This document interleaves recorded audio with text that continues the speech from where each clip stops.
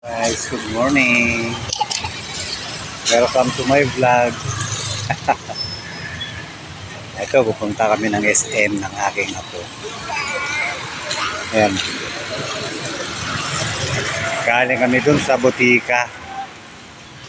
Magpa-check up sana siya ng ihi. At pabalik-balik ang kanyang lagnat. Pero natakot sa doktor. No? Kaya nagyaya siya sa SM. Malapit lang naman. Ayan ang SM. Para doon daw siya umihi sa SM. Ayaw niya umihi doon sa CR ng clinic. Malayo na nilakad namin. No? Galing na kami. May puno na yun na malaki. Kaya papunta kami sa SM. Kailan namin kung bukas na. Ayan. No? Naglalakad lang kami. Kasi kung mamasahe pa kami, sayang pamasahe. 2 minuto lang naman, SM na. Mula dun sa hospital. Kaso natakot siya dahil sa dami ng bata na dami may sakit. Mahirap doon. Nagbayad na kami. Hindi pa binibigay yung supli namin. Kaya ito naglakad na lang kami. Papuntang SM. Ayun, gumagawa barangay.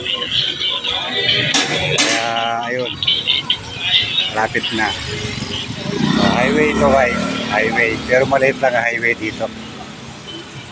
Ano na? 2-way lang. Ganda ng mga ano rito. Ganda ng mga ayan na SM. Diba? Saglit lang. Mula dun sa hospital, 2 minuto lang nilakad namin. Diba kung namasahe pa kami, sayang lang yung 15 pesos. Ayan yung mga ulam mo sa labas. Diba? Sarap naman nun. Pagkain na yun. Tatawid na kami. Okay, wait lang. Sige. Tatawid tayo. Daming sasakyan. Tatawid muna kami. Ayan, SM na. Sabi ng aking apo, dito daw siya iihi sa SM.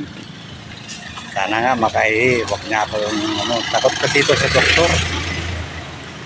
Nanawa ako rito kahit pag-inom ng gamot. Hirap ako magpainom sa kanya.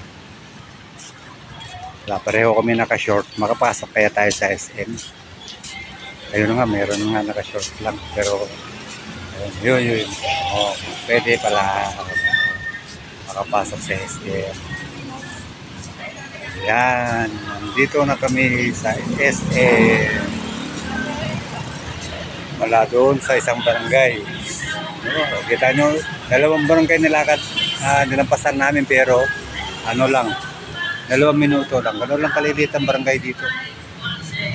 Yes, bye guys. Thank you. Salamat.